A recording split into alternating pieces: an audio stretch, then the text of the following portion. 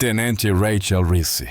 Morrison ajustou sua bolsa de capacete pela terceira vez, ao pisar no convés do porta-aviões. O calor da manhã subia do aço em ondas, desfocando o espaço entre as aeronaves e os operadores de convés, que se moviam como dançarinos coreografados em torno de máquinas milionárias. Um F-18 Super Hornet sibilava enquanto suas linhas de combustível eram desconectadas, seu nariz inclinado levemente sob o peso da prontidão. As equipes técnicas se moviam rápidas e silenciosas, os olhos protegidos por lentes espelhadas, as cabeças sempre voltadas para o próximo item da lista de verificação. Acima deles, os oficiais do convés gritavam comandos que cortavam diretamente o rugido das turbinas. Nada diminuía o ritmo, a menos que fosse ordenado. Ninguém parava a não ser que fosse mandado. Reese atravessava tudo aquilo como se fosse parte daquilo. Suas botas encontravam cada linha pintada entre painéis e trilhas, a bolsa de capacete descansando contra o quadril, alças ajustadas e lisas. Suas luvas estavam cuidadosamente presas ao cinto, perfeitamente conforme o regulamento. Ela fazia essa coreografia havia 4 anos, mas hoje algo parecia diferente. Ela sentia o peso de olhares, acompanhando seus passos pelo convés. Ela passou por 2 jatos completamente armados, sem sequer olhar para eles. Os pilotos estavam ao lado de suas aeronaves, rindo de algo em seus celulares. O capitão Marcus Stitch Coleman, o queridinho do esquadrão, notou sua aproximação e se inclinou para sussurrar algo ao tenente Jake Harrison. O riso não aumentou, mas mudou de direção. Para ela. Na borda do passadiço, uma mesa dobrável havia sido montada sob um toldo retrátil. Um grupo de oficiais se reunia ao redor de uma tela digital de instruções. Um deles tocava em um tablet, arrastando ícones sobre um mapa marcado com zonas de interceptação e formações de ataque do grupo aeronaval. A lista de designações dos pilotos se atualizava em tempo real, cada espaço se preenchendo com fluidez na próxima posição disponível. Ri parou a poucos metros do grupo. A instrução matinal estava começando e ela sabia que seu nome deveria estar naquela lista. Ela havia registrado mais horas de voo do que metade dos pilotos ali presentes.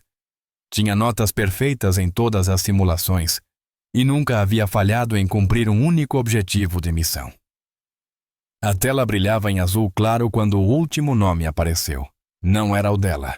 O comandante David Hawk Patterson, líder do esquadrão, pigarreou. Certo, pessoal? Exercício padrão de interceptação com nossos aliados franceses.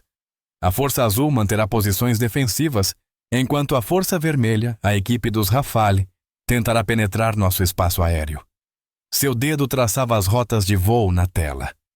O tempo está limpo, mar calmo. Deve ser uma operação de manual. Por trás do grupo, Stitch deu um passo para trás para tirar uma foto do quadro de atribuições.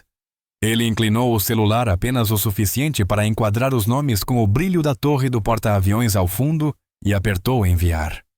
A legenda apareceu segundos depois no bate-papo privado do esquadrão, disparando notificações nos dispositivos da maioria dos jovens pilotos.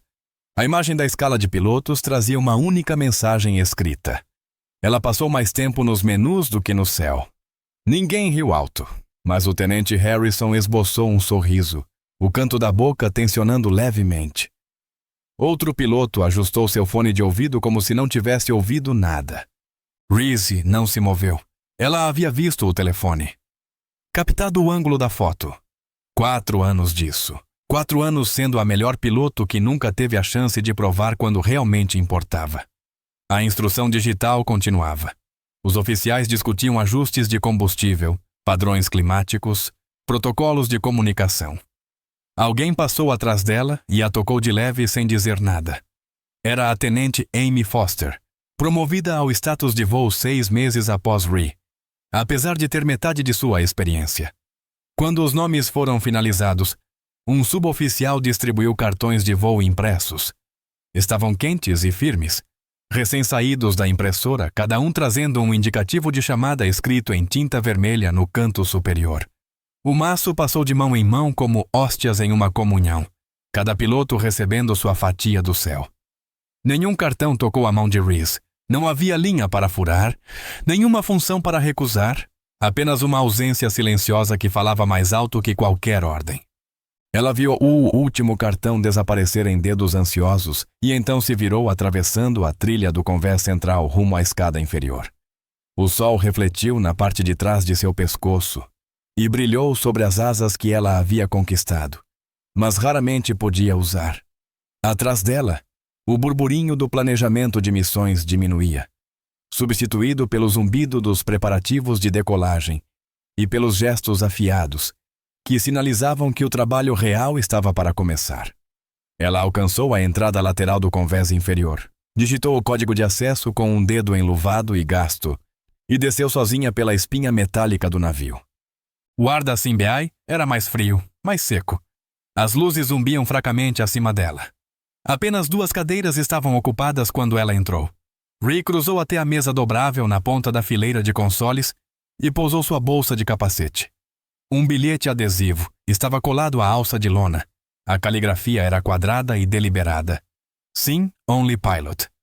Ela o descolou, dobrou uma vez e o colocou no bolso externo.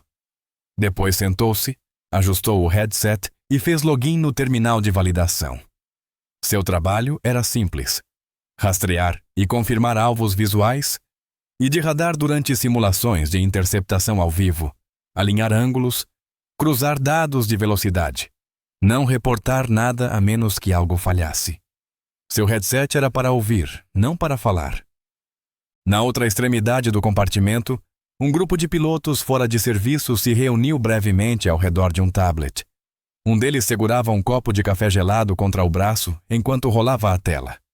Reese captou um relance da foto em grupo que haviam acabado de tirar. Ela estava no fundo, desfocada, caminhando atrás de um grupo de tripulantes de convés. A legenda da publicação dizia: Convés superior. Só jatos de verdade. Ela não olhou de novo. Em vez disso, inclinou-se para a frente e iniciou o diagnóstico pré-verificação no feed de simulação. Tudo estava verde. Nada precisava ser ajustado. A calibração dos sensores estava perfeitamente alinhada com os quadros visuais. Sem seu cursor pairou sobre o link da transmissão ao vivo antes de selecioná-lo. As trilhas do radar acenderam. Arcos tênues, faixas litorâneas, distorções do sinal do porta-aviões, tudo exatamente onde deveria estar. Ela ajustou o headset sobre os ouvidos e esperou. A cadeira em que estava sentada era padrão militar. Encosto de metal, dobrável contra a parede quando fora de uso. Não havia estofamento. Seus joelhos dobravam-se precisamente a 90 graus. Ela colocou as luvas ao lado no console, dedos voltados para baixo, palmas dobradas. Ninguém lhe dirigiu a palavra. Ninguém pediu sua opinião. Alguém passou por ela e deixou uma bebida energética ao lado do monitor. Não era dela. Ninguém pediu desculpas. Ela a empurrou para o lado com um só nó do dedo e voltou para a tela. Lá fora, outro Super Hornet rugia em direção ao céu. O nome do piloto presente na lista de chamadas. Sua voz ecoando nos fones com confiança e autoridade. Ree registrou a surtida com o mesmo cuidado de sempre. Os olhos se movendo entre a sobreposição de tempo e os dados de reflexão do radar. Ela não falou. Não precisava. Estava ali para registrar, não para agir. Acima dela, os jatos cortavam curvas fechadas contra o sol, suas trilhas de vapor nítidas e brancas no céu aberto. Aqui embaixo, Reese sentava-se sob luzes que piscavam, headset ligado, observando cada movimento de um convés onde jamais a deixariam caminhar de novo. A menos que algo falhasse. A menos que alguém quebrasse. A menos que todos os outros nomes se esgotassem. Mas enquanto observava a primeira aeronave desaparecer na névoa da manhã, algo frio se alojou em seu peito. Uma certeza que se acumulava havia 4 anos. Hoje era diferente. Ela sentia isso na forma como o vento cortava o convés, na hesitação que captara na voz do comandante Patterson, ao pular seu nome.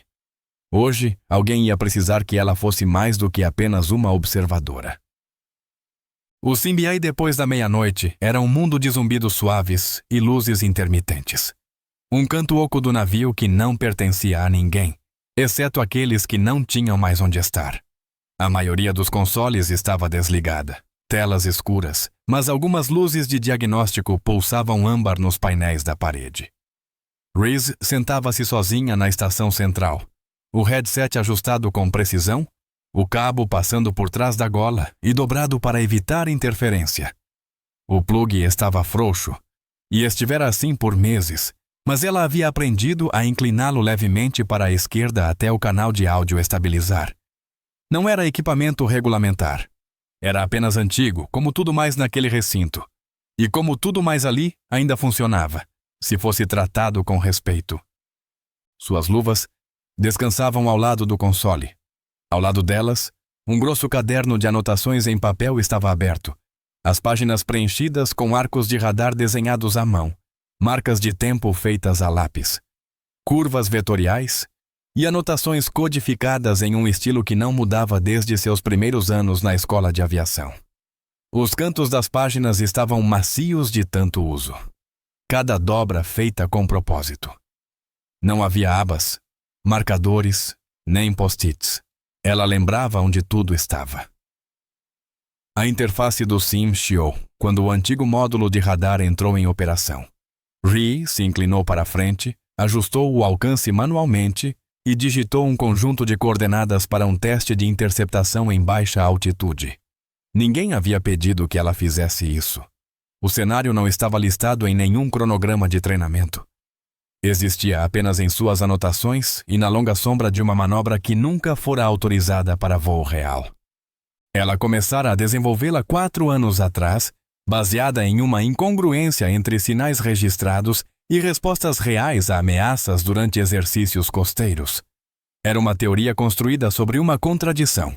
Se os sinais de radar podiam ser perturbados pela camada superficial de água quente em movimento, então, sob as condições certas, eles poderiam refletir não para cima, mas para fora, rente à superfície.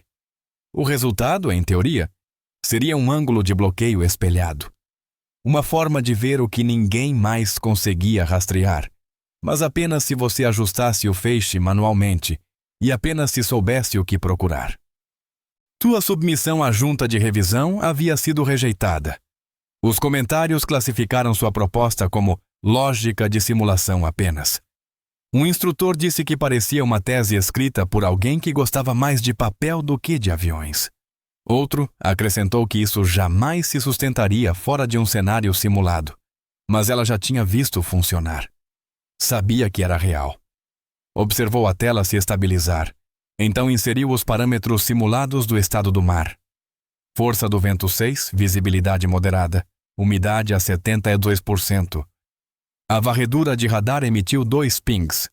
Ela girou um botão meio grau, esperou e acionou a varredura novamente. Desta vez, 2 retornos suaves piscaram na tela. Os pontos-alvo se mantiveram estáveis por pouco menos de 3 segundos antes de sumirem. Era o suficiente. Reese anotou o rumo e o tempo de desaparecimento na margem de seu caderno. Seu lápis deslizou suavemente sobre o papel. Depois parou. Ela não pressionou mais forte. Nunca precisava. Atrás dela, a baía do simulador permanecia em silêncio. O único som era o ventilador de ventilação, ativando-se a cada 30 segundos. No fundo do corredor, o eco ocasional de botas de um vigia noturno não visto. Ninguém mais passava por ali naquela hora. O convés acima pertencia aos barulhentos, aos reluzentes. Aos pilotos que caminhavam como se o céu lhes devesse visibilidade. Aqui embaixo, tudo era precisão. Ela executou o cenário novamente. Desta vez, introduziu interferência de sinal, o que o comando chamava de camada de névoa saturada. A maioria dos operadores confiava em filtros automáticos para interpretar aquele ruído. Rhee não. Ela desativou os filtros e leu a curva manualmente, a mão traçando o padrão de eco pela tela, observando os 2 sinais oscilarem, se fundirem, depois se separarem. Ela pressionou a tecla de travamento apenas uma vez. O radar captou ambos com clareza. Ela registrou o horário no caderno, página 36, coluna esquerda, anotação na margem. Rastreamento manual de rebote, névoa saturada sem filtro, retorno confirmado a 100 pontos no NID. O grafite brilhou levemente sob a luz do console. Ela virou a página e desenhou o próximo arco à mão livre. Rhee não sorriu. Não precisava. Os números falavam por si. Na parede atrás dela, uma porta de acesso coberta com fita adesiva exibia um nome escrito em marcador desbotado. Carter R. Iniciais de alguém que havia trabalhado naquela estação anos antes de ela ser designada ali. Ela nunca conheceu essa pessoa, mas manteve a fita no lugar. Nomes significavam que alguém havia usado aquele posto para algo real. Seu próprio nome já não constava mais nos registros de escala, mas o seu trabalho sim. 3 semanas depois, a humilhação veio em plena luz do dia. Rhee estava executando diagnósticos no canal principal do radar, quando a tenente-comandante Patricia Viper Walsh entrou na Simbi acompanhada de 2 oficiais subalternos. Walsh era a piloto-chefe do esquadrão havia 6 anos. Seu histórico impecável, sua reputação construída sobre precisão de manual e tolerância zero para o que chamava de teoria acadêmica. Morrison, disse Walsh, sem tirar os olhos do tablet. Preciso que você oriente a Tenente Foster sobre os protocolos de interceptação. Ela será promovida para status de voo primário na próxima semana. A mão de Ray parou sobre o teclado. Foster estava no esquadrão há apenas 8 meses. 8 meses contra 4 anos de Reese. Senhora, com todo respeito, acredito que Foster já tenha concluído o treinamento de interceptação com... Eu não perguntei o que você acredita, Morrison. A voz de Walsh cortou o ar como uma lâmina. Pedi para você fazer o seu trabalho. Foster precisa entender como funciona o rastreamento na simulação antes de entrar num cockpit de verdade. Você é nossa especialista nisso, não é? Os 2 oficiais se entreolharam. Um deles, o tenente Michael Torres, parecia desconfortável. O outro lutava para conter um sorriso. Sim, senhora, respondeu Rhee em voz baixa. Durante a hora seguinte, ela guiou Foster pelos procedimentos de calibração do radar, interpretação de sinal e rastreamento manual. Foster fez boas perguntas, tomou notas detalhadas e tratou Rhee com respeito profissional. Mas a mensagem era clara. Foster estava sendo treinada para voar. Rhee estava sendo usada para treinar a substituta da substituta. Quando terminaram, Walsh revisou as anotações de Foster com a atenção que jamais dera a qualquer relatório de Reese. Excelente trabalho, Foster. Vai se sair bem lá em cima.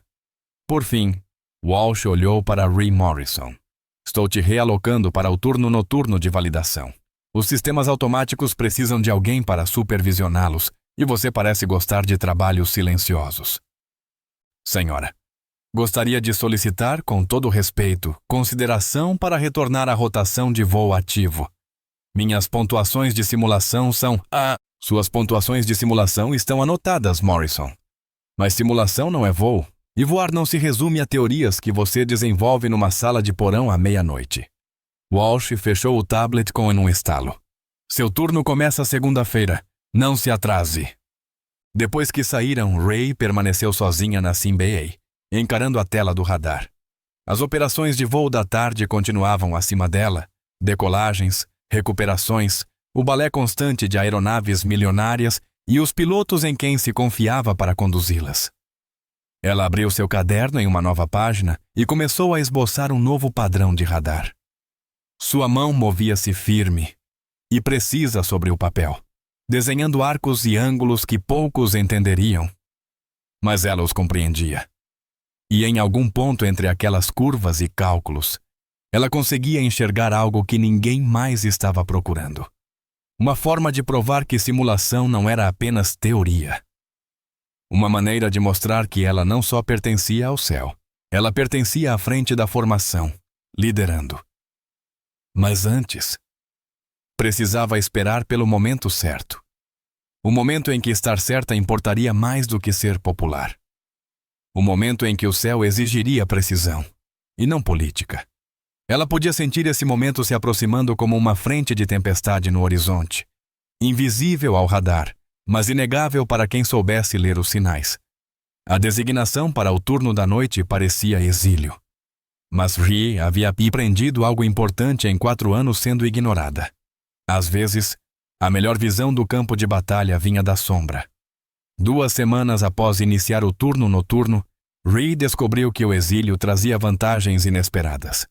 A Simbi, entre meia-noite, e o amanhecer pertencia a uma marinha diferente, onde a patente importava menos do que a competência. Onde os técnicos silenciosos e as equipes de manutenção trabalhavam com precisão metódica.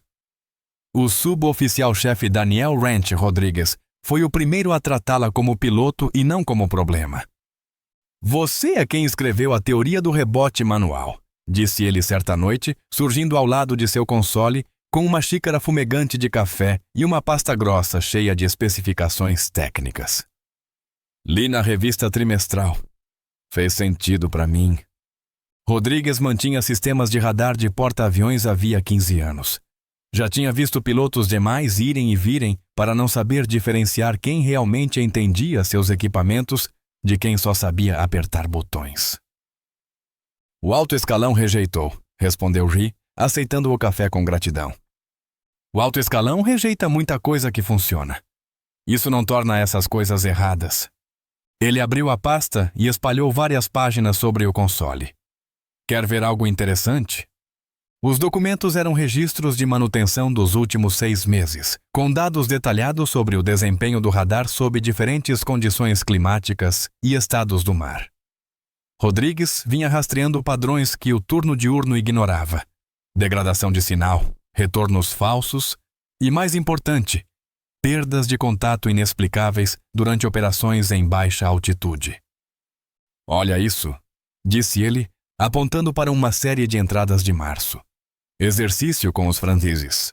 Mar calmo. Visibilidade perfeita. Perdemos contato com 2 das aeronaves deles por 17 minutos. O relatório oficial culpou falha de equipamento." Rhee estudou os dados. Os números contavam outra história. Os retornos não desapareceram. Mudaram de frequência. Os sistemas automáticos os filtraram como ruído. Exatamente. Mas se alguém estivesse observando e ajustando manualmente para reflexo de superfície, o contato teria sido mantido. Algo se agitou no peito de Rhee. Não era empolgação, era reconhecimento. "Chefe, com que frequência isso acontece?" perguntou Rhee. Rodrigues folheou mais algumas páginas. "Mais do que qualquer um está disposto a admitir. E está piorando. Os novos sistemas automatizados são mais sensíveis, o que significa que estão filtrando mais ruído. Mas parte desse ruído são contatos reais voando abaixo do limiar de detecção." Eles trabalharam juntos durante toda a noite, cruzando registros de manutenção com relatórios de exercícios. Ao amanhecer, haviam documentado 16 incidentes separados, ao longo de 6 meses, em que aeronaves simplesmente haviam desaparecido do radar durante operações em baixa altitude. "Isso é uma questão de segurança", disse Rhee, por fim. "Se não conseguimos rastrear aeronaves amigas voando abaixo dos nossos parâmetros automáticos de detecção, o que acontece quando aeronaves inimigas usam as mesmas técnicas?" Rodrigues assentiu com expressão grave. "É exatamente nisso que tenho pensado, mas quando tentei reportar isso pelos canais apropriados, mandaram eu cuidar da manutenção e deixar a tática para os pilotos." "E se conseguíssemos provar que o rastreamento manual funciona, não só em simulação, mas durante um exercício real?" "Você precisaria estar em posição para demonstrar isso. E da última vez que chequei, você está acorrentada a esse console." Rhee encarou a tela do radar, observando a varredura automática pintar um retrato limpo e sanitizado do espaço aéreo ao redor do porta-aviões. Em algum lugar lá fora, aeronaves se moviam por pontos cegos que suas técnicas manuais podiam iluminar. Mas provar isso exigiria mais do que cálculos noturnos e registros feitos à mão. A oportunidade veio 3 dias depois, durante o que deveria ter sido um exercício rotineiro de treinamento. A instrução matinal era maior do que o habitual. Uma delegação de observadores da OTAN havia chegado para avaliar as capacidades de interceptação embarcada, e o comandante Patterson claramente sentia a pressão para causar uma boa impressão. "Operação limpa, pessoal", anunciou ele aos pilotos reunidos. "Pelo livro. Pelos números. Vamos mostrar aos nossos aliados como se faz." Ray assistia da parte de trás da sala de instrução. O pessoal do turno da noite era obrigado a comparecer às reuniões matinais para garantir a continuidade das operações. Ela notou que a escala de voo incluía vários nomes novos, pilotos que nunca haviam voado missões de interceptação a partir de um convés. A Tenente Foster estava entre eles, listada como ala do Capitão Coleman. "Morrison", chamou a voz de Walsh, cortando o burburinho após a reunião. "Você estará monitorando da Simbay.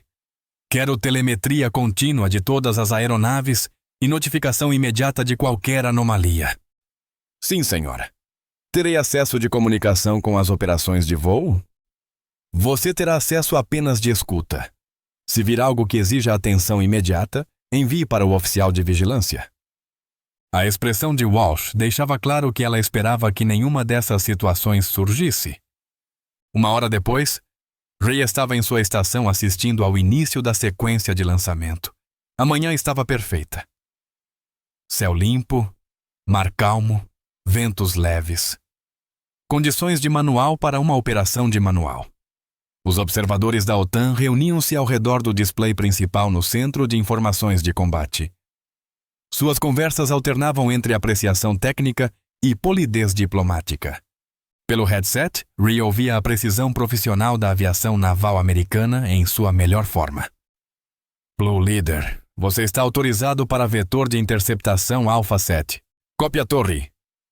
Blue Leader virando para Alpha 7. "Força Vermelha, mantenha um curso atual. Força Azul executará a interceptação padrão em 60 segundos. Ray acompanhava o exercício em sua tela, assistindo à dança geométrica precisa da aviação tática. Tudo prosseguia exatamente como planejado. Os caças americanos posicionavam-se com precisão impecável. As aeronaves inimigas simuladas, na verdade, Rafales franceses interpretando o papel de hostis, mantinham suas rotas prescritas. Então, às 10h47 da manhã, 2 aeronaves da Força Vermelha simplesmente desapareceram da tela de radar principal. A automação as registrou como contato perdido e sinalizou o incidente como provável falha de equipamento. O procedimento padrão determinava que o exercício continuasse com as aeronaves restantes, enquanto os técnicos investigavam a falha. Mas o rastreamento manual de Reese contava uma história diferente. Ela podia ver as aeronaves com clareza. Elas haviam descido para uma altitude logo abaixo do limiar de detecção automática e estavam utilizando a técnica de reflexão de superfície que ela estudava há anos. Não estavam seguindo o roteiro do exercício. Estavam realizando um teste real de penetração, sondando por vulnerabilidades na malha de radar defensivo do porta-aviões. "Torre, Red Force 4 e 5 desapareceram da tela", anunciou a voz do oficial de vigilância. "Recomendo abortar a interceptação e..." "Negativo", cortou a voz do comandante Patterson. "Continuem o exercício com os recursos disponíveis. A equipe técnica resolverá o problema de rastreamento." As mãos de Ray pairavam sobre o console. Ela podia ver exatamente onde estavam as aeronaves desaparecidas, podia prever seus vetores de aproximação, podia guiar os caças americanos para interceptá-las. Mas suas ordens eram claras: observar e relatar anomalias pelos canais apropriados. Ela estendeu a mão até o botão de comunicação para contatar o oficial de vigilância, mas hesitou. Quando conseguisse explicar o que estava vendo, quando a informação subisse pela cadeia de comando, o exercício já teria terminado. A penetração estaria concluída e todos assumiriam que fora apenas mais uma falha de equipamento. Ela se lembrou das palavras de Rodrigues. "O alto comando rejeita muitas coisas que funcionam. Isso não as torna erradas." 4 anos observando da margem. 4 anos ouvindo que suas teorias eram exercícios acadêmicos. 4 anos vendo seu trabalho ser descartado por pessoas que jamais haviam passado uma madrugada lendo os espaços entre os ecos do radar. As aeronaves desaparecidas agora estavam a 12 milhas náuticas e se aproximando. No Centro de Informações de Combate, os observadores da OTAN começavam a fazer perguntas incisivas sobre a capacidade de rastreamento do radar americano. No convés de voo, os pilotos executavam uma interceptação contra alvos que já não estavam onde os computadores diziam que deveriam estar. Rhee tomou sua decisão. Ela alternou seu console para o modo ativo, contornou o sistema de rastreamento automatizado e começou a pintar manualmente os alvos que todos os outros haviam perdido. Seus dedos se moviam pelos controles com precisão treinada, ajustando frequência, ganho e ângulo de varredura, até que as duas aeronaves desaparecidas surgissem na tela como fantasmas, materializando-se do éter. Então, ela fez algo que violava todos os protocolos do manual. Enviou seus dados de rastreamento diretamente para o sistema de exibição tática do Centro de Informações de Combate. As aeronaves perdidas reapareceram subitamente na tela principal. Houve um momento de silêncio confuso, seguido por uma agitação de atividades, enquanto os oficiais tentavam entender como contatos considerados perdidos por falha de equipamento agora mostravam informações detalhadas de rastreamento. Torre, Blue Leader aqui. Estou vendo novos contatos no escopo. 2 aeronaves a 270, altitude 800 pés. Aproximação rápida. Confirmado. Blue Leader, você tem bandidos se aproximando. Recomendo interceptação imediata. Cópia. Blue, comigo. Vamos cumprimentá-los. Através do headset, Rhys ouviu a excitação profissional e aguda de pilotos que haviam acabado de passar de simulação para a realidade. Ela observava sua tela enquanto os caças americanos manobravam rumo à interceptação, agora guiados pelos dados de rastreamento manual dela. Os observadores da OTAN já não conversavam trivialidades. O comandante Patterson falava pelo rádio, exigindo saber como o problema de rastreamento havia sido resolvido tão rapidamente. E na CBA, Rhee continuava a pintar alvos que os sistemas automáticos não conseguiam enxergar, fornecendo um nível de precisão que poderia significar a diferença entre uma defesa bem-sucedida e uma surpresa catastrófica. Mas ela também sabia que sua intervenção não autorizada havia cruzado uma linha. Assim que o exercício terminasse, haveria perguntas, e as respostas validariam 4 anos de trabalho teórico ou encerrariam sua carreira naval. Ela ajustou o headset, focou na tela e continuou a guiar a interceptação. O que viesse a seguir, pelo menos, finalmente revelaria se suas teorias poderiam salvar vidas quando mais importava. A sala de debriefing parecia um tribunal. O comandante Patterson estava na cabeceira da longa mesa, seu rosto cuidadosamente neutro, mas sua postura emanava uma raiva contida. A tenente-comandante Walsh ocupava a cadeira à sua direita. Uma pilha de relatórios de incidente estava espalhada diante dela como provas de acusação. Rhee sentava-se sozinha na outra extremidade da mesa, ainda vestindo o macacão de voo do turno noturno. Fora convocada diretamente da CIMB, sem tempo para trocar de roupa ou se preparar. A mensagem era clara. Aquilo não era uma consulta. Era um acerto de contas. Morrison, começou Patterson, sua voz carregando o peso da autoridade formal. O exercício de ontem foi observado por oficiais da OTAN, contratantes de defesa e membros da alta liderança naval. O sucesso dessa operação reflete sobre todo este esquadrão, este porta-aviões, e sobre a reputação da aviação naval americana. Sim, senhor. A interceptação das 2 aeronaves francesas foi perfeita. Rastreamento limpo, vetorização precisa, execução impecável pelos nossos pilotos. Ele fez uma pausa, deixando que as palavras se assentassem. O que não foi perfeito foi a modificação não autorizada do nosso sistema de exibição tática por uma pessoa fora da escala de voo. Walsh se inclinou para a frente. Morrison, você acessou sistemas além do seu nível de autorização, ignorou múltiplos protocolos de segurança e alimentou o display tático principal com dados de rastreamento não verificados. Qualquer uma dessas ações é motivo para corte marcial. Senhora, Com todo respeito, os dados de rastreamento estavam verificados. A interceptação foi bem sucedida porque nossos pilotos são profissionais que sabem se adaptar a circunstâncias variáveis, interrompeu Patterson. Não porque uma operadora da SIMB decidiu brincar de controladora de tráfego aéreo. Ray sentiu algo frio e cortante se instalar no peito. 4 anos observando, aprendendo, aperfeiçoando técnicas que ninguém queria reconhecer. E agora que essas técnicas haviam demonstrado valor em condições reais, ela era punida por tê-las usado. Senhor, os sistemas automáticos perderam aquelas aeronaves porque estavam voando abaixo do limiar padrão de detecção. Meus métodos de rastreamento manual mantiveram contato durante toda a missão. A exibição tática mostrou exatamente onde elas estavam o tempo todo. Seus métodos de rastreamento não autorizados, corrigiu Walsh. Métodos que não foram aprovados, testados ou validados pelas autoridades competentes.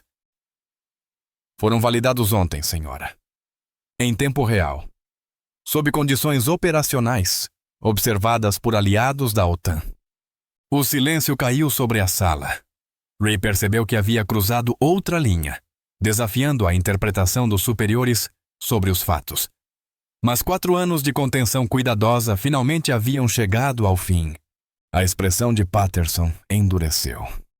Morrison, parece que você está sob a impressão de que os acontecimentos de ontem, de alguma forma, validam suas teorias.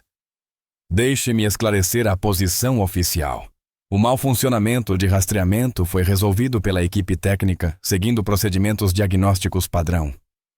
A interceptação bem-sucedida foi resultado da habilidade e treinamento de nossa equipe de voo. Sua contribuição foi mínima e não autorizada. Senhor, isso não é preciso. Os registros de manutenção mostram exatamente o que devem mostrar, interrompeu Walsh. Falha de equipamento seguida de conserto bem-sucedido. Fim da história. Ray olhou fixamente para seus comandantes, e a compreensão finalmente surgiu. Eles não estavam interessados na verdade do que havia acontecido. Estavam interessados numa versão dos eventos que se encaixasse na narrativa preferida deles, uma que não incluísse a intervenção não autorizada de uma piloto relegada ao porão. Vocês estão reescrevendo os fatos, disse Ray em voz baixa. Estamos mantendo a segurança operacional e a integridade da cadeia de comando, respondeu Patterson. 2 conceitos que você parece ter esquecido.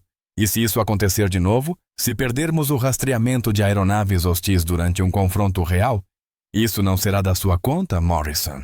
A sua responsabilidade é obedecer ordens e permanecer dentro dos limites de suas funções designadas. Patterson fechou a pasta à sua frente com um estalo seco. O que nos leva à sua nova designação? Walsh deslizou uma ordem de transferência pela mesa. Com efeito imediato, você está sendo transferida para o USS Constellation. Eles precisam de técnicos de radar para o próximo destacamento no Mediterrâneo. Operações baseadas em terra, sem acesso ao convés de voo. Ray olhou os papéis sem tocá-los. Ser transferida para uma base em terra era morte de carreira para uma aviadora naval. Significava fim do tempo de voo, fim das operações embarcadas, fim de qualquer chance de provar seu valor no ar. Era exílio disfarçado de realocação. Senhora, peço respeitosamente para permanecer no esquadrão. Meu treinamento, minha experiência. Seu treinamento é em sistemas de simulação, Morrison. Sua experiência está em aplicações teóricas de radar, ambas mais adequadas ao suporte técnico terrestre do que as operações embarcadas. Eu sou piloto, disse Ray. Sua voz firme apesar do terremoto em seu peito. Fui treinada para voar, treinada para lutar, treinada para defender este navio e sua tripulação. Estão desperdiçando esse treinamento. Patterson se levantou. Seu movimento rápido e final. Morrison, você é uma técnica que por acaso tem licença de piloto. Há uma diferença. E está na hora de aprender isso. Ele recolheu seus papéis e se dirigiu à porta. Antes de sair, pausou. Sua transferência entra em vigor em 72 horas. Use esse tempo para repassar suas funções à Tenente Foster. Ela assumirá as operações principais da CMBA. Após a saída dos dois, Rhee permaneceu sozinha na sala de debriefing, encarando a ordem de transferência. 4 anos de serviço dedicado. 4 anos de avaliações impecáveis. 4 anos vendo pilotos menos qualificados avançarem enquanto ela era mantida nas sombras. E agora, quando suas habilidades finalmente haviam se provado valiosas, estava sendo punida por usá-las. Pensou em seu pai, que lhe ensinara que a Marinha era uma meritocracia, onde a competência importava mais do que a política. Pensou no juramento que fez como oficial, prometendo defender seu país e seus companheiros de bordo. Pensou nas 2 aeronaves francesas que teriam penetrado com sucesso as defesas do porta-aviões se não fosse por sua intervenção não autorizada. Depois, lembrou-se das palavras do chefe Rodrigues. O alto escalão rejeita muitas coisas que funcionam. Isso não as torna erradas. Rhee pegou a ordem de transferência, dobrou cuidadosamente e a colocou no bolso do macacão de voo. 72 horas para concluir a transição de suas funções. 72 horas antes de ser enviada para uma estação terrestre, onde seus talentos seriam desperdiçados com manutenção rotineira. A não ser que conseguisse provar de uma vez por todas que suas teorias não eram apenas exercícios acadêmicos, que suas habilidades não eram apenas expertise em simulação, que ela não era apenas uma técnica com licença de piloto. Levantou-se, alisou o macacão e saiu da sala com a determinação silenciosa de quem finalmente havia parado de pedir permissão para ser excelente. Os corredores do porta-aviões pulsavam com a atividade habitual de um navio em alto mar, mas Rhee se movia por eles como se já estivesse partindo. Oficiais a cumprimentavam com acenos corteses. Praças lhe davam passagem com respeito. E a vida naquela cidade flutuante seguia seu ritmo implacável. Mas na CMBA, Rodrigues a esperava com expressão preocupada e uma xícara fresca de café. Ouvi dizer que te chamaram lá para cima, disse ele direto. Quão ruim foi? Ordem de transferência. Serviço em terra. 72 horas. Rodrigues praguejou suavemente em espanhol. Depois colocou o café ao lado do console. Eles estão cometendo um erro. Talvez, ou talvez estejam certos. Talvez eu seja só uma técnica que se enganou por 4 anos. Besteira, disse Rodrigues com firmeza. Ontem você provou que é a melhor operadora de radar deste navio. Na verdade, talvez a melhor da frota. E estão te descartando porque você fez eles passarem vergonha. Rhee se acomodou na cadeira e ligou o console. O que eu fiz ontem foi não autorizado. Violei os protocolos, ignorei sistemas de segurança e atuei fora da minha cadeia de comando. O que você fez ontem foi salvar vidas. Se aquelas aeronaves francesas fossem hostis de verdade e estivessem usando a mesma técnica de penetração, metade dos pilotos a bordo poderia estar morta agora. O relatório oficial diz que o problema de rastreamento foi resolvido com procedimentos técnicos padrão. O relatório oficial está encobrindo alguém, e nós dois sabemos disso. Rodrigues puxou uma cadeira ao lado dela. A pergunta é, o que você vai fazer a respeito? Rhee encarou a tela do radar, observando a varredura familiar desenhar seu retrato do espaço aéreo ao redor do navio. Em algum lugar lá fora, aeronaves se moviam por padrões que ela conseguia ler melhor do que qualquer outra pessoa a bordo. Mas em 72 horas, outra pessoa estaria sentada naquela cadeira, confiando em sistemas automáticos que não enxergavam o que ela enxergava. Vou fazer o meu trabalho, disse por fim. Por mais 72 horas, vou fazer meu trabalho exatamente como fui treinada para fazer. Rodrigues estudou seu rosto, tentando identificar algo que não conseguia nomear. E depois disso? Rhee ajustou o headset, fez login no sistema de rastreamento e iniciou seu turno. Depois disso, vamos ver se eles estavam certos sobre que tipo de piloto eu realmente sou. Ela não elaborou. E Rodrigues não perguntou. Mas, ao se afastar, percebeu que ela havia aberto o caderno de anotações em uma nova página e não estava desenhando um padrão de radar. parecia um plano de voo. O turno da meia-noite, na segunda noite da contagem regressiva, parecia diferente. Kim's tone turned low and deliberate. If what you're proposing works, if you show that manual techniques outperform or even supplement the current systems, it's not just reputations that go down. It's programs, funding lines, career trajectories. And that scares people more than any Red Force aircraft. Ree folded her hands over the edge of the console. With respect, Master Chief, fear isn't a good enough reason to keep flying blind. Kim's eyes narrowed slightly. Not in doubt, but in calculation. She leaned back in her chair, scanning Ree's expression, searching for weakness or bravado. She found neither.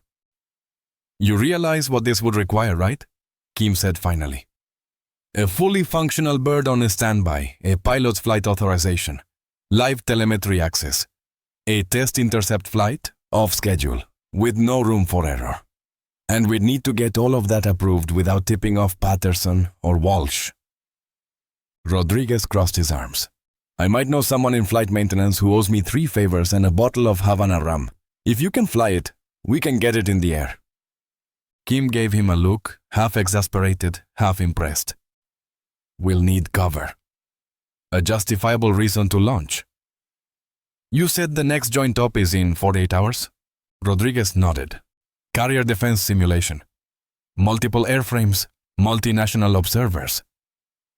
If she can fly a mirrored intercept path and paint a ghost contact in real time, then we'll have irrefutable proof, Kim finished. And if we document every step with flight logs, radar data, and visual confirmation, it'll be bigger than any padded report they'd try to bury. Ree's voice was calm, resolute. I'm not doing this to burn anyone's career. I just want to make sure the next time we're targeted, we can actually see it coming. Kim stood. I'll pull your original flight quals from the archive. If we move now, I can get a limited reactivation order logged under technical validation protocols. That gives you 1 shot in the air, no more. 1 is all I need. Kim paused at the door, then turned. You ever flown without backup, Morrison? Ree looked up. I've been flying without backup for 4 years, ma'am. Rodriguez let out a short breath that sounded suspiciously like a laugh. Kim just nodded. Then suit up. You've got 24 hours to prep. And Morrison. Yes, Master Chief? From now until wheels up, you're not a technician. You're my pilot. Você não apenas resolveu um problema técnico. Você expôs um problema político, acrescentou Kim. E isso significa que eles não podem se dar ao luxo de deixar você provar seu ponto novamente. Muito menos durante o maior exercício conjunto do ano. Ray absorveu essa informação, sentindo as peças de um quebra-cabeça maior se encaixarem. Seu exílio não se tratava apenas de violações de protocolo. Tratava-se de proteger reputações, contratos e as carreiras de pessoas que preferiam ignorar um problema a admitir que suas soluções eram inadequadas. Master Chief, o que seria necessário para eu obter autorização de voo para o exercício de amanhã? Kim sorriu, não com humor, mas com a expressão de alguém que estava esperando exatamente essa pergunta. Seria necessário uma emergência médica que impedisse o piloto designado de voar. Um problema mecânico que exigisse alguém com expertise técnica específica para pilotar a aeronave reserva. E seria necessário um Master Chief Sênior com conexões suficientes para fazer essas circunstâncias parecerem legítimas. Você consegue fazer isso, Morrison? Estou nessa marinha há 22 anos. Já vi pessoas boas serem destruídas por política e pessoas ruins serem promovidas por saber jogar o jogo. Vi inovações técnicas morrerem em reuniões de comitês e escândalos de aquisição disfarçados de relatórios de progresso. Kim fechou sua pasta e se levantou.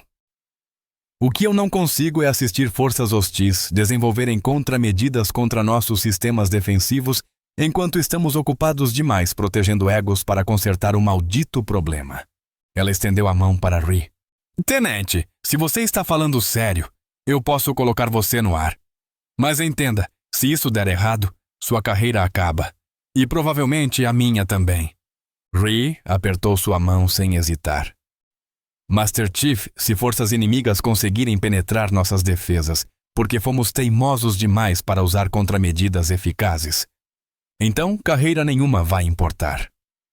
Kim assentiu uma vez, depois foi até a porta. Rodrigues? Preciso que você redija um relatório de discrepância de manutenção para a aeronave 307. Faça aparecer algo que exija um piloto com treinamento avançado em sistemas de radar. Morrison, você precisa estar no exame físico de voo da Tenente Foster amanhã de manhã. Intoxicação alimentar de início agudo, atendimento médico imediato. E quanto ao exercício em si? Perguntou Ri. Kim parou no limiar da porta. Deixe isso comigo. Mas, Morrison, quando você estiver lá em cima, é bom que esteja certa sobre tudo, porque se estiver errada, esse será o voo mais curto da sua carreira. E se eu estiver certa? Se você estiver certa, tenente, você pode salvar algumas vidas. E talvez, só talvez, provar que competência ainda importa mais do que política. Depois que Kim saiu, Rodrigues se virou para Ri com uma mistura de admiração e preocupação. Você sabe o que está fazendo? Rie voltou para o console, puxou seu diário de bordo e começou a esboçar padrões de voo com a precisão de alguém que esteve planejando esse momento por 4 anos. Chief, eu sei exatamente o que estou fazendo. Pela primeira vez em 4 anos. Eu sei exatamente o que estou fazendo. Onde está Morrison agora? Na base médica, senhor, respondeu Kim prontamente, atualizando seu exame físico de voo, procedimento padrão antes de qualquer operação aérea. 20 minutos depois, Rhys se encontrava em pé no escritório do comandante Patterson, vestindo um macacão de voo recém-passado e tentando manter uma postura calma e profissional, apesar da adrenalina correndo por seu corpo. Morrison, isso é altamente irregular, disse Patterson, sem levantar os olhos dos papéis. Você deveria estar em transição para serviço em terra, não participando de missões de combate. Sim, senhor. Mas o chefe Rodrigues indicou que a aeronave 307 exige uma expertise técnica específica que eu possuo. E você tem confiança de que pode resolver os problemas de integração de sistemas enquanto mantém a eficácia operacional? Senhor, venho trabalhando com sistemas de integração de radar há 4 anos. Se alguém pode deixar a 307 plenamente operacional, sou eu. Patterson finalmente levantou o olhar, a expressão impenetrável. Morrison, este exercício está sendo observado por oficiais senhores da OTAN. Qualquer falha recai sobre todo o grupo de porta-aviões. Está preparada para assumir essa responsabilidade? Sim, senhor. Com certeza. Muito bem. Você está autorizada para este voo apenas. O tenente-comandante Walsh vai repassar os parâmetros da missão. Não me faça me arrepender dessa decisão. 30 minutos depois, Rhee estava sentada na sala de briefing pré-voo, enquanto Walsh explicava o cenário do exercício. Forças conjuntas da OTAN conduziriam uma simulação abrangente de defesa de porta-aviões, com múltiplas ondas de aeronaves hostis tentando penetrar as posições defensivas americanas. Seu papel é o de apoio à guerra eletrônica, explicou Walsh, o tom profissional ainda que visivelmente relutante. Você manterá posição no anel defensivo externo, fornecendo rastreamento de radar e retransmissão de comunicações para as equipes principais de interceptação. Entendido, senhora. Terei autorização para a operação manual de radar caso os sistemas automáticos apresentem falhas. Você seguirá os protocolos padrão, Morrison. Nada mais, nada menos. Mas, enquanto Rhee analisava os parâmetros da missão, notou algo que Walsh não havia mencionado. O exercício incluía um cenário secreto, marcado como Wild Card, projetado para testar respostas defensivas a tentativas inesperadas de penetração. Os detalhes eram restritos, mas o cronograma sugeria que ocorreria durante a segunda onda de ataques simulados. No convés de voo, a aeronave 307, um F-18 Super Hornet completamente equipado para suporte eletrônico, estava pronta para decolagem. Rodrigues havia, de alguma forma, resolvido os problemas de manutenção a tempo, embora tenha alertado Ray que o sistema de radar poderia precisar de ajustes manuais durante o voo. A integração automática está funcionando, disse ele baixinho, enquanto ela fazia a inspeção pré-voo. Mas as funções de controle manual ainda estão acessíveis, caso o ambiente de guerra eletrônica fique complicado demais para os computadores. Rhee assentiu. Entendendo a mensagem nas entrelinhas, Rodrigues havia lhe dado as ferramentas para demonstrar suas técnicas de rastreamento, mas caberia a ela decidir quando e como usá-las. Enquanto subia na cabine, a Master Chief Kim apareceu ao lado da aeronave. Morrison, lembre-se. Você está lá para cumprir a missão, não para provar um ponto. Mas se uma missão exigir fazer coisas que não estão no manual, Master Chief, às vezes a missão exige que você seja a piloto que realmente é, não a que acham que você deveria ser. A sequência de lançamento prosseguiu com precisão mecânica. Tensão da catapulta, checagens finais, liberação da torre, e então Rhee estava no ar, subindo em direção ao céu da manhã com o peso de 4 anos de preparação e a consciência de que aquela talvez fosse sua única chance de provar seu valor. O rádio chiava com o caos controlado da aviação militar. Relatórios de posição, vetores, atualizações de status de dezenas de aeronaves participando do exercício. Rhee assumiu sua posição designada no anel defensivo externo, ativou seus sistemas de guerra eletrônica e começou a monitorar a situação tática. A primeira onda de aeronaves hostis aproximava-se do norte. Caças franceses e britânicos no papel de forças atacantes. A resposta americana foi impecável. Detecção precoce, interceptações coordenadas, sequências de engajamento limpas. Mas enquanto Rhee observava sua tela de radar, notou algo que os outros defensores não viram. 2 aeronaves haviam se separado da formação principal e estavam descendo a baixa altitude, seguindo uma rota de voo que as levava para fora da zona primária de engajamento. Os sistemas automáticos as marcaram como não ameaçadoras e as filtraram do display tático. Mas o monitoramento manual de Rhee mostrava que estavam mantendo o curso constante em direção ao porta-aviões, voando rente às ondas, exatamente onde a cobertura de radar era mais fraca. Ela alcançou o rádio para relatar os contatos, depois hesitou. As ordens de Walsh haviam sido claras, protocolos padrão apenas.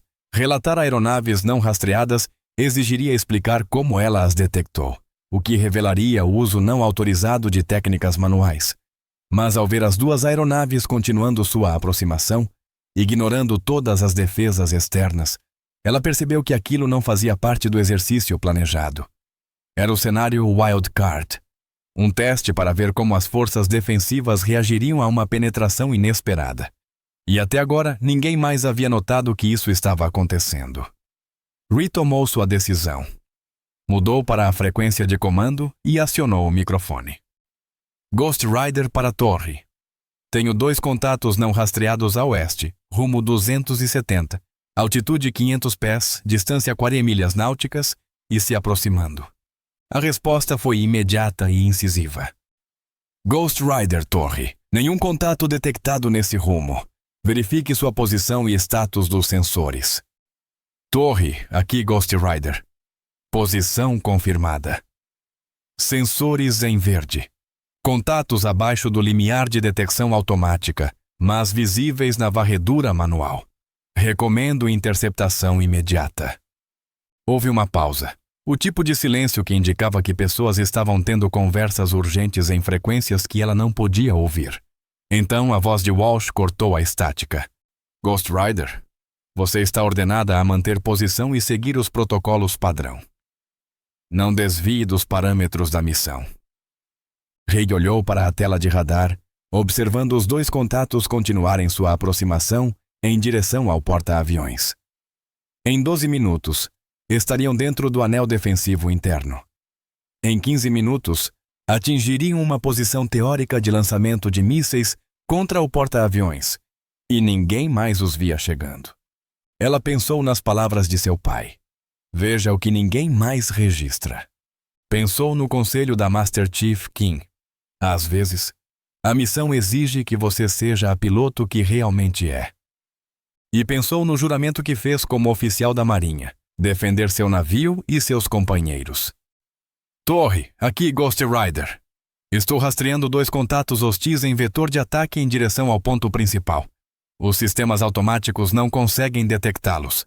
Solicito permissão para sair da posição defensiva e interceptar. Ghost Rider, você está ordenada a manter posição.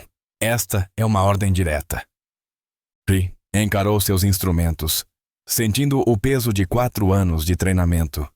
4 anos de preparação e 4 anos ouvindo que suas habilidades não importavam. Então, empurrou o manete para a frente e virou na direção das ameaças que só ela conseguia ver. Ghost Rider quebrando para a interceptação. Alguém precisa pará-los. O centro de informações de combate do porta-aviões explodiu em caos controlado, enquanto o F-18 de Rey deixava sua posição designada e se dirigia para os contatos que só ela enxergava. No painel tático principal, o ícone de sua aeronave movia-se para longe da formação defensiva, enquanto os sistemas automatizados mostravam apenas oceano vazio na área-alvo. "O que diabos a Morrison está fazendo?" exigiu o comandante Patterson, sua voz cortando as conversas urgentes pela sala. A tenente-comandante Walsh já estava no rádio. "Ghost Rider, você está ordenada a retornar à posição defensiva. Imediatamente. Está violando uma ordem direta." Mas a voz de Rhee voltou calma e precisa, com a confiança de quem finalmente parou de pedir permissão. "Torre, aqui Ghost Rider. Tenho contato radar positivo com 2 aeronaves no rumo 270, altitude 500 pés, velocidade 450 nós. Estão usando mascaramento por reflexão de superfície para evitar detecção. Estimo contato com o anel defensivo interno em 8 minutos. No convés de voo, a Master Chief Kim ficou ao lado do chefe Rodrigues, ambos observando o painel tático com satisfação sombria. Ao redor deles, os observadores da OTAN faziam perguntas incisivas sobre por que uma aeronave americana estava aparentemente perseguindo fantasmas de radar. "Fantasmas, senhor", disse Kim baixinho para Patterson. "Posso sugerir que deixemos isso se desenrolar? Se Morrison estiver errada, saberemos em poucos minutos. Se estiver certa, completou Patterson, com o peso das implicações caindo sobre ele como uma âncora gelada. "Temos aeronaves hostis que penetraram toda a nossa rede defensiva sem serem detectadas." No ar, Rhee forçava seu F-18 até os limites, descendo até o nível das ondas, onde a física da reflexão de radar criava pontos cegos que os sistemas automatizados não conseguiam penetrar. Sua exibição de rastreamento manual mostrava claramente os 2 contatos. Agora, caças Rafale franceses, voando um perfil perfeito de penetração em baixa altitude, que os levaria direto a um ataque simulado contra o porta-aviões. "Ghost Rider para a torre. Nenhum contato visível no radar primário. Você está ordenada a subir para a altitude segura e retornar à formação." "Torre, Ghost Rider." Mudando para radar de aquisição manual. Pintando alvos agora. O dedo de Rhee encontrou o interruptor de iluminação de alvo e de repente seu radar estava pintando ativamente as 2 aeronaves francesas com energia suficiente para torná-las visíveis a todos os sensores do grupo de batalha. A exibição tática principal no centro de informações de combate se iluminou com 2 novos contatos, exatamente onde ela havia previsto. O silêncio que se seguiu foi profundo. "Jesus Cristo!" alguém sussurrou ao fundo. Ela estava certa. O tenente-coronel Jean-Pierre Dubois, comandante francês do exercício, entrou no rádio com admiração profissional em sua voz. "Controle americano, líder Raptoraki. Fomos iluminados pela sua Ghost Rider." "Excelente detecção. Não esperávamos ser vistos nesta altitude e distância." Patterson olhou para a exibição tática, vendo as 2 aeronaves que antes eram invisíveis agora claramente marcadas como contatos hostis dentro da zona de ataque do porta-aviões. Ao seu redor, observadores da OTAN tomavam notas e murmuravam entre si com tons impressionados. "Como ela os viu?" perguntou um oficial de ligação britânico. "A Master Chief Kim deu um passo à frente, sua voz carregando a autoridade de 2 décadas de experiência. Senhor, a Tenente Morrison desenvolveu técnicas manuais de rastreamento de radar que podem detectar aeronaves em baixa altitude usando princípios de reflexão superficial. Os sistemas automáticos filtram esses retornos como ruído, mas a operação manual pode isolá-los e rastreá-los. E essa técnica funciona de forma confiável? O senhor está olhando para a prova disso. No rádio, a voz de Ree manteve-se calma e profissional. Torre, Ghost Rider, solicitando permissão para demonstrar capacidades de interceptação contra os alvos detectados. Patterson olhou ao redor do Centro de Informações de Combate, vendo rostos que refletiam uma mistura de espanto, vergonha e respeito relutante. O exercício fora projetado para testar as capacidades defensivas, e uma única piloto, uma que estavam prestes a mandar para serviço em terra, acabava de demonstrar uma capacidade que nenhum de seus sistemas automatizados caríssimos possuía. Ghost Rider. Torre. Autorizada a demonstrar interceptação. Mostre do que é capaz. O que aconteceu em seguida seria discutido nos círculos da aviação naval por muitos anos. O FA-18 de Reese executou a sequência de interceptação como uma verdadeira aula de mestria. Na aviação tática, ela se aproximou das aeronaves francesas a partir do ponto cego delas, usando os mesmos princípios de reflexão de superfície que as haviam tornado invisíveis ao radar automatizado para mascarar sua própria aproximação. A primeira indicação que os pilotos franceses tiveram de sua presença foi quando ela apareceu ao lado da asa estibordo, exatamente na distância e no ângulo certos para um disparo simulado de míssil. Raptor LED, Ghost Rider. Você está morto. Engajamento simulado de AIM-120 às 6 horas, distância de 2.000 jardas. A resposta veio de imediato. Ghost Rider. Como nos encontrou? E Reese respondeu com serenidade. Segredo comercial. Raptor Lead. Rompendo para o segundo engajamento. A segunda interceptação foi ainda mais impressionante. Usando seu profundo entendimento da física do radar, Ree posicionou-se exatamente no único ponto onde o receptor de alerta de radar da segunda aeronave francesa não poderia detectá-la. Ela obteve bloqueio de míssil antes mesmo que o piloto inimigo percebesse que estava sendo rastreado. Raptor 2, Ghost Rider. Abate simulado. Engajamento AIM-9X. Você nunca me viu chegando. No Centro de Informações de Combate, os observadores da OTAN haviam deixado de lado as anotações casuais. Agora, estavam testemunhando uma demonstração de capacidades táticas que redefinia sua compreensão do que era possível com a tecnologia existente. Comandante Patterson, disse o observador britânico sênior, acredito que precisamos discutir a incorporação dessas técnicas aos protocolos de treinamento da OTAN. Mas Patterson observava e Tenente-Comandante Walsh, cujo rosto empalidecera ao compreender as implicações do que acabara de acontecer. Os sistemas automatizados que ela defendera, as ordens de transferência que apoiara, a rejeição das teorias de Morrison como sendo apenas lógicas de simulador. Tudo havia sido comprovado catastrófica e publicamente errado diante de oficiais senhores internacionais. Ghost Rider, Torre. Trabalho excepcional. Retorne à base para debriefing. Enquanto o FA-18 de Reese fazia a curva em direção ao porta-aviões, ela sentiu algo que não experimentava havia 4 anos. A satisfação silenciosa de estar exatamente onde pertencia, fazendo exatamente o que fora treinada para fazer. Mas também sabia que ao pousar teria que enfrentar as consequências de sua demonstração não autorizada. Ela havia provado seu ponto da forma mais pública possível, mas também violara ordens diretas e expusera falhas de comando diante de aliados. O rádio chiou uma última vez, enquanto ela se aproximava da manobra de pouso. Ghost Rider, Torre, ótimo voo. Bem-vinda de volta à Marinha de verdade. A voz não era de Patterson, nem de Walsh. Era da Master Chief King, falando com o coração para uma piloto que finalmente havia provado que competência importa mais do que política. Ao alinhar-se para o pouso, Rhee pôde ver multidões se reunindo no convés de voo.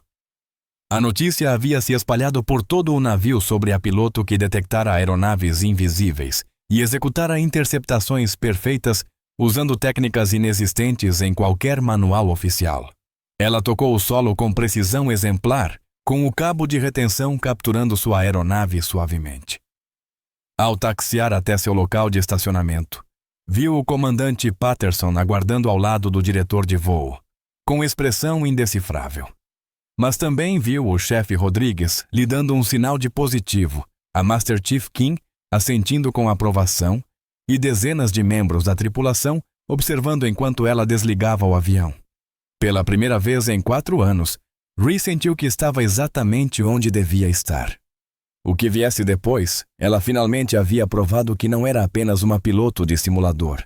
Era uma aviadora naval que podia ver o que os outros não viam, rastrear o que os outros não rastreavam e lutar quando lutar era necessário. O resto era apenas papelada. A sala de debriefing estava lotada além da capacidade. O que deveria ter sido uma revisão de rotina pós-exercício transformou-se em algo sem precedentes. Uma apresentação formal de táticas que oficialmente não existiam, conduzida por uma piloto que oficialmente não deveria estar voando. O comandante Patterson sentou-se à cabeceira da mesa, ladeado pelos observadores da OTAN, oficiais superiores do grupo de porta-aviões e representantes do Comando de Sistemas Aéreos da Marinha, conectados por vídeo direto de Washington. A tenente-comandante Walsh ocupava uma cadeira junto à parede, sua habitual posição de autoridade substituída por um papel desconfortável de mera observadora. Rhee estava à frente da sala, ao lado de uma grande tela de apresentação, com seu macacão de voo substituído pelo uniforme formal azul marinho. Sua postura refletia 4 anos de preparação para aquele momento. Senhoras e senhores, começou Patterson, o exercício de hoje revelou capacidades que exigem revisão imediata e potencial integração às operações em toda a frota. A Tenente Morrison apresentará suas conclusões. Durante a hora seguinte, Rhee explicou a física da reflexão de radar em superfície, as limitações dos sistemas de rastreamento automatizados e as técnicas manuais que desenvolvera para explorar o que os outros viam como falhas do sistema.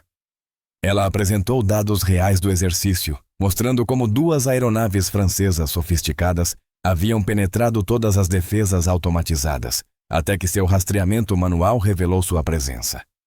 As perguntas surgiram rapidamente, com alto nível técnico. Como essas técnicas se comportariam em diferentes condições meteorológicas? Poderiam ser adaptadas aos radares de navios? Que tipo de treinamento seria necessário para implementá-las em toda a frota? Rick respondeu a cada uma com a precisão de quem passou 4 anos estudando todas as variáveis, todas as limitações e todas as possibilidades. Aquilo não era mais teoria. Era uma capacidade comprovada, demonstrada sob condições operacionais reais e diante de aliados internacionais.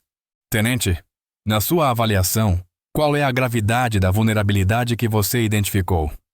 Senhora, qualquer adversário que compreenda a física da reflexão de superfície pode penetrar na nossa atual rede de radares defensivos, utilizando aeronaves comerciais e treinamento básico de pilotagem. As técnicas que a equipe francesa utilizou hoje poderiam ser replicadas por qualquer força aérea que possua caças modernos e pilotos competentes. E as contramedidas que você propõe seriam eficazes contra esse tipo de penetração? Sim, senhora.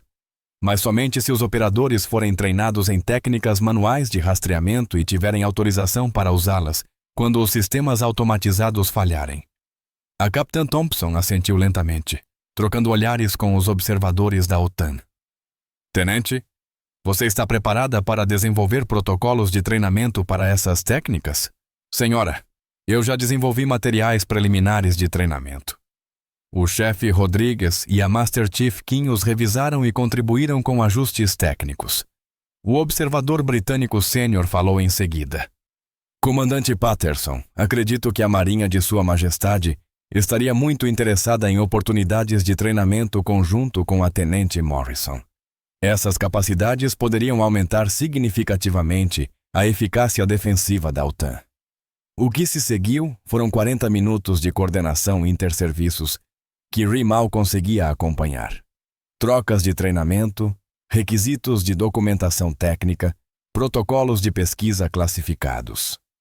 A piloto que 12 horas antes estava à beira do exílio para funções administrativas, agora era o centro de um programa multinacional de desenvolvimento tático. Finalmente, a Capitã Thompson pediu um intervalo. Tenente Morrison.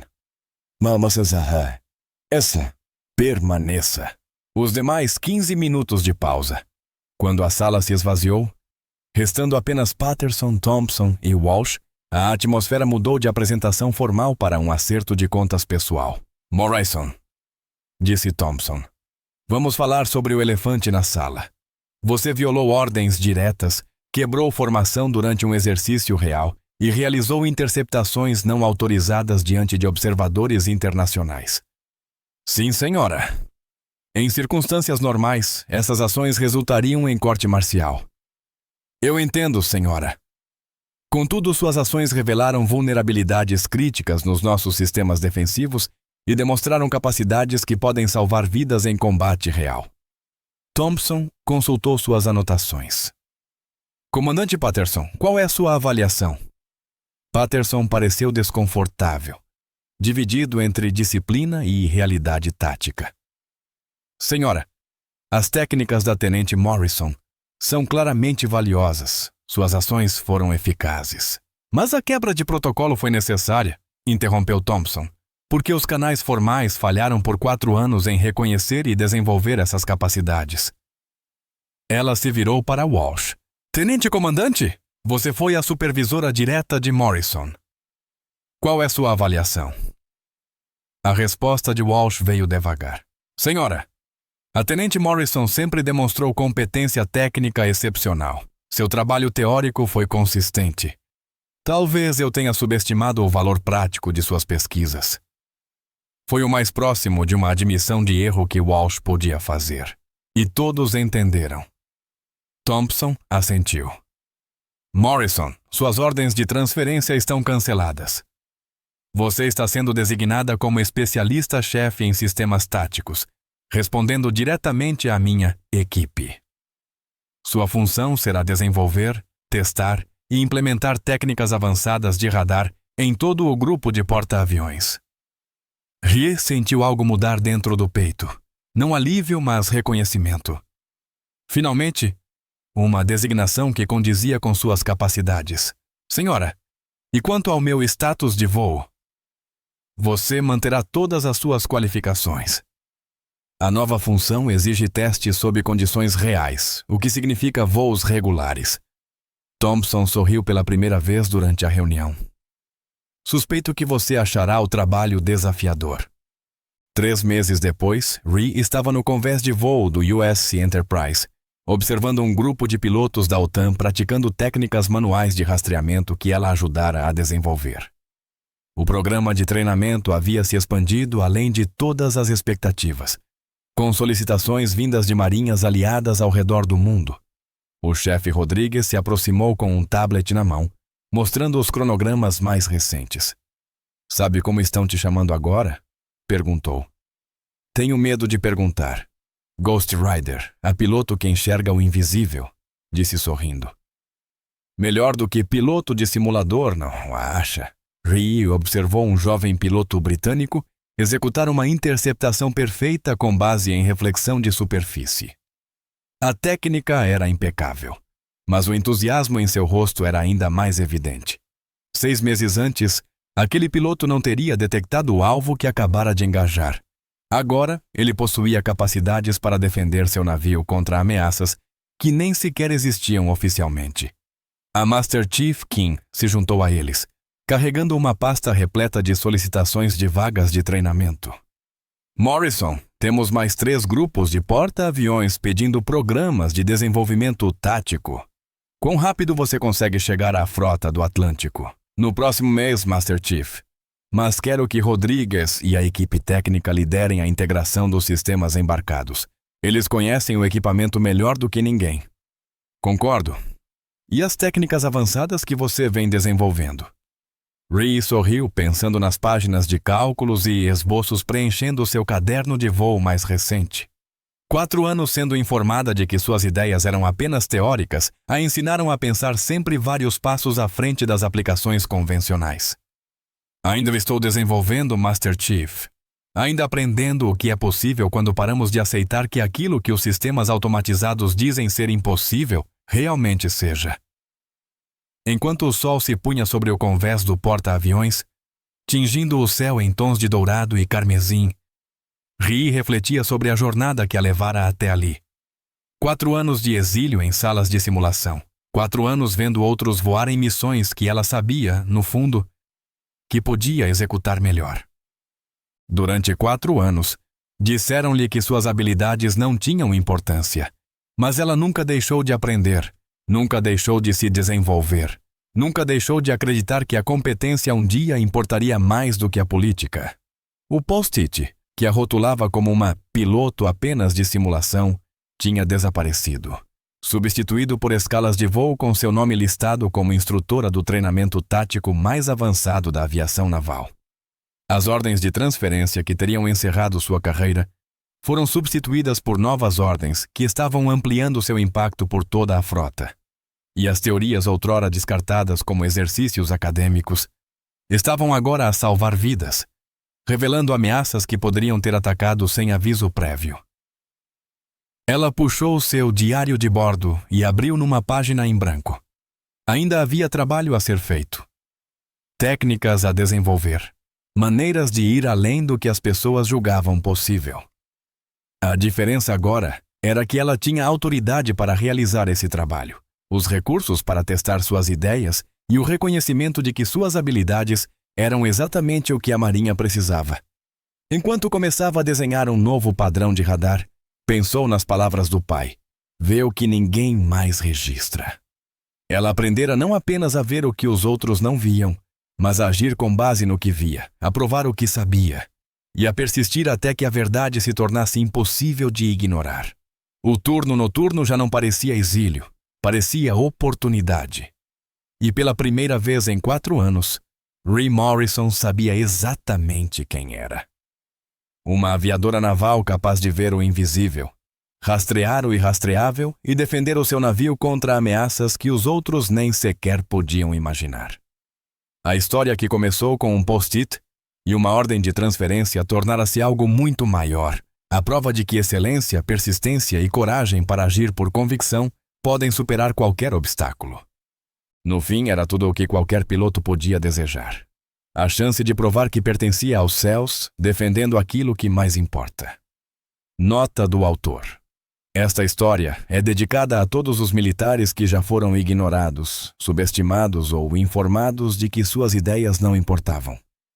Às vezes, as vitórias mais importantes não acontecem apesar do sistema, mas sim porque alguém se recusa a deixar que o sistema defina os seus limites.